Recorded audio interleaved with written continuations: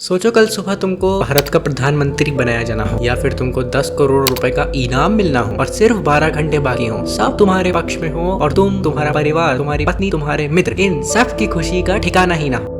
और तभी अचानक से तुम्हारी माँ बुलाए और तुम उनके कमरे में जाओ और देखो कि तुम्हारे पापा सोफे पर सर पर हाथ रखकर बैठे हो और तुमको कहा जाए कि कल सूरज उगने से पहले तुमको ये घर, प्रधानमंत्री बनने का निर्णय, 10 करोड़ रुपए सब छोड़कर 14 सालों के लिए जंगल जाना पड़ेगा। तब तुम्हारा क्या रिएक्शन होगा? क्या तुम उनकी ये सब बात मानोगे? कभी नहीं मानोगे। पर श्री राम ने ये सब बातें मानी थी। और क्यों मानी थी? ताकि आने वाली पीढ़ी को एक संदेश जाए कि माता पिता के वचनों से बढ़कर कुछ नहीं होता, एक राजगद्दी भी नहीं होती। सोचो उनके पक्ष में तो पूरी प्रजा थी, वो चाहते तो इतिहास का सबसे बड़ा विद्रोह कर सकते। इवन उनके पिताजी राजा दशरथ जी ने भी कहा था कि राम तुम मेरे वचनों को मत मानो, तुम राज करो, राजगद्दी पर बैठो। पर उन्होंने ऐसा नहीं करा और वो चुपचाप वनवास को चले गए। सोचिए कितने महान थे श्री राम। तो स्वागत है आपका आज की इस वीडियो में। देखिए रामायण से सीखने पे आए ना तो अनंत चीजें हैं जिनको सीखते सीखते जन्म बीत जाएंगे। पर कुछ बेसिक सी चीजें हैं, छोटी छोटी चीजें हैं जिनको आप सीख कर अपने जीवन को नई ऊंचाइयों पर ले जा सके। रामायण के लेसन को तो कई सारे मैनेजमेंट इंस्टीट्यूशन तक में सुनाया जाता है। रामायण का हर पात्र हमें कुछ ना कुछ सिखाता ही है। तो चलिए स्टार्ट करते हैं। तो ध्यान से सुनना क्योंकि ये सब बेसिक चीजें हैं जो आप रामायण से सीख सके हो। देखिए जब श्री राम का जन्म हुआ था तब ये जो आनंद था वो व्यक्ति से निकलकर प्रकृति तक जाने लगा था। सरयू जी का जल स्तर बढ़ गया था, वृक्षों में फल आ गए थे, तालाब भर गए थे, ना ज्यादा धूप थी ना ज्यादा सर्दी थी। कहते हैं अयोध्या में 1 महीने तक रात्रि नहीं हुई थी और सारी तिथियां दुखी हो गई थी कि प्रभु अब हमारे दिन क्यों नहीं जन्मे। काल तक की गति रुक गई थी। अयोध्या वासियों ने इतना रंग और गुलाल उड़ाया कि धरती पर प्रकाश आना बंद हो गया था। देखिए श्री राम के जीवन से सबसे बड़ी सीख हम लोग को सीखने में ये मिलती है, हर सिचुएशन में अपने दिमाग को शांत और स्थिर रखने की सबसे बड़ी सीख है ये। श्री राम ने कितने असुरों का संहार करा, कितनी खराब परिस्थितियों से गुजरे, पर कभी अशांति को अपने मन में जगह नहीं दी। जब मेघनाद लक्ष्मण जी के साथ युद्ध में छल कर रहा था, छुप रहा था और फिर अचानक से प्रकट होकर आक्रमण कर रहा था, फिर लक्ष्मण जी को क्रोध आया। वो श्री राम के पास गए, पूछा कि क्या मैं इस पर ब्रह्मास्त्र चला दूं? तब श्री राम ने उनको नियमानुसार बोला कि युद्ध में जो सामने नहीं है, जो पागल है, हमारी शरण में आ गया है, यह रणभूमि छोड़ दिया है, ऐसे 4 मनुष्यों पर ब्रह्मास्त्र कभी नहीं चलाते। तब लक्ष्मण जी ने उनकी बात मानी, फिर युद्ध करा, पर मेघनाद ने उन पर शक्ति चला दी। फिर जब लक्ष्मण जी मूर्छित हो गए तब श्री राम ने अपना धैर्य नहीं खोया, वैद्य को बुलवाया, हनुमान जी संजीवनी बूटी लेकर आए, फिर अगले दिन लक्ष्मण जी युद्ध करने लगे। अब मैं आपको समझाता हूँ कि रामायण से हम लोग संगत का खेल कैसे समझ सके। देखिए हमारे जीवन में संगत बहुत बड़ा रोल प्ले करती है। देखिए अच्छे और बुरे लोग तो हर जगह रहते हैं, जैसे एक और लंका राक्षसों का साम्राज्य, पर वहाँ भी एक तरफ राम भक्त विभीषण निकल आता है और वहीं दूसरी ओर अयोध्या जहाँ हर तरफ धर्मात्मा बसे हुए हैं, पर मंथरा जैसी कुटिल भी उसी राजभवन में रहती है। उधर लंका में विभीषण की बात रावण ने नहीं मानी और बर्बाद हो गया, और अयोध्या में कुटिल मंथरा की बात कैकेयी मान ली और सब उजाड़ दी। वो कैकेयी जो कि श्री राम को उनकी माता कौशल्या से भी ज्यादा प्यार करती थी, पर बुरी संगति में आके उनका मन बदल गया और उन्होंने सब बर्बाद कर दिया और उन्होंने कितनों को दुख दिया। आप खुद देखिए कि मंथरा श्री राम का तब तक आहित ना कर सकी जब तक भरत शत्रुघ्न अयोध्या में थे, और उनके ननिहाल जाते ही उसने खेल कर दिया। इसीलिए कहते हैं कि बुरे लोग हर जगह हैं, पर वो तब तक आपका कुछ नहीं कर सकते जब तक आपके साथ अच्छे लोग हैं। भरत जी से हम लोग को ये सीख मिलती है कि जब वो ननिहाल से लौटे और जब उनको सारे षड्यंत्र का पता चला तब वो आकर माँ कौशल्या से मिलकर रात भर रोते रहे, और जब सुबह हुई और सभा बैठी तो गुरु वशिष्ठ ने बोला, हे भरत, तुम्हारे पिताश्री का पहला वचन निभाने के लिए श्री राम वनवास पर चले गए और अब तुम्हारी बारी है, अपने पिताजी का दूसरा वचन निभाओ और गद्दी पर बैठो। भरत ने कह दिया कि मैं नहीं बैठूंगा। तब वशिष्ठ जी ने बोला कि हम मानते हैं कि ये करना तुम्हारी इच्छा से परे है, पर तुम्हारे पिताजी का वचन है तो तुमको तो पूरा करना ही पड़ेगा। फिर भरत बोलते हैं कि मैं नहीं बैठूंगा। तब गुरुदेव कहते हैं यदि मैं तुमको आज्ञा दूं तब भी नहीं बैठोगे? तब भरत जी को जिस तरह कहते हैं ठीक है बैठ तो जाऊंगा, पर गुरुदेव परिणाम अच्छा नहीं होगा। मुहे राजपद देहु तब ही, रस रसातल जाई तब ही। मुझे अगर जबरदस्ती राजगद्दी पर बिठाया तब ये धरती रसातल में चली जाएगी। तब गुरुदेव बोले, ये धरती जब हिरण्याक्ष, हिरण्यकश्यप, रावण, कुंभकर्ण जैसे राक्षसों का भार झेल ली, तुम तो फिर भी धर्मात्मा हो, तो तुम्हारे गद्दी पे बैठने से कैसे रसातल में चली जाएगी? तब भरत जी बोले कि गुरुदेव क्षमा करें, परंतु धरती हिरण्याक्ष, हिरण्यकश्यप, रावण, कुंभकर्ण का भार सहन कर लेती है क्योंकि जानती है कि वो राक्षस है। पर अगर इन चारों का काम राम का छोटा भाई करने लगे तब ये धरती भरोसा किस पर करेगी? फिर वो रसातल को चली ही जाएगी। साथियों भरत गद्दी पर नहीं बैठे सो नहीं बैठे। आज के समय में हम भरत से सीख सकते हैं कि जो अपना नहीं है फिर वो सच में अपना नहीं है, उस पर अपना अधिकार नहीं जमा सकते। पर आज का सिनेरियो तो ऐसा है कि 4 4x4 के कमरे तक के लिए भाई भाई का खून कर देता है। और क्या आपको पता है, एक बार सुग्रीव ने राम लक्ष्मण जी से बोला कि हमारी तो इच्छा ही नहीं थी, बाली मर गया और लोगों ने जबरदस्ती की, तो मैं जनादेश तो टाल नहीं सकता, तो मैं गद्दी पर बैठ गया। लक्ष्मण जी हंस दिए। श्री राम ने पूछा कि तुम हंस क्यों रहे हो? लक्ष्मण जी बोले इसकी बात ही ऐसी है। तो भगवान ने कहा हो सकता है ऐसी परिस्थिति हो गई हो। तब लक्ष्मण जी बोले कि प्रभु आप भी कैसी बात करते हैं, जितने सत्ता लोलुप होते हैं ऐसे ही बोलते हैं कि हमारी तो इच्छा नहीं थी पर जबरदस्ती हमको गद्दी पर बैठा दिया। तब लक्ष्मण जी ने बोला कि प्रभु अगर कोई किसी को जबरदस्ती सिंहासन पर बैठा सकता तो भरत भैया को ना बैठा दिया होता, बल्कि उनके पास तो सारी प्रजा गुरुदेव हैं जो उनसे कह रहे हैं। और तो और पिताजी का दूसरा वचन भी भरत भैया को राजगद्दी देने का था, पर वो तो नहीं बैठे क्योंकि उनको सत्ता का मोह नहीं था। और अब एक और चीज देखिए, जब रावण मृत्यु शैया पर पड़ा अपनी अंतिम श्वासें गिन रहा था, तब श्री राम की आज्ञा से लक्ष्मण जी उससे ज्ञान लेने गए। तब उसने सबसे पहले कहा कि पता है मेरी हार की सबसे बड़ी वजह क्या थी? लक्ष्मण जी बोले मुझे नहीं पता। रावण ने कहा कि मैं चरित्रहीन हो गया था, मैंने पराई स्त्री के प्रति गंदी नियत रखी थी, मोह वासना लोभ निंदा क्रोध जैसे अवगुणों के वश में आ गया था। पर तुम लोगों की जीत इसलिए हुई क्योंकि तुम, तुम्हारे भैया, तुम्हारी सेना सब चरित्रवान है। इससे सीखने को यही मिलता है कि हमेशा मर्यादा में रहिए, चरित्रवान बने रहिए। प्रभु श्री राम ने कभी अपनी मर्यादा का उल्लंघन नहीं किया। वो जिस भी किरदार में रहे, चाहे भाई हो, बेटा हो, शिष्य हो, पति हो, पुरुष हो, राजा हो, कभी अपनी मर्यादा का उल्लंघन नहीं किया। इसीलिए तो उन्हें मर्यादा पुरुषोत्तम कहा जाता है। रामायण से हमें ये सीख भी मिलती है कि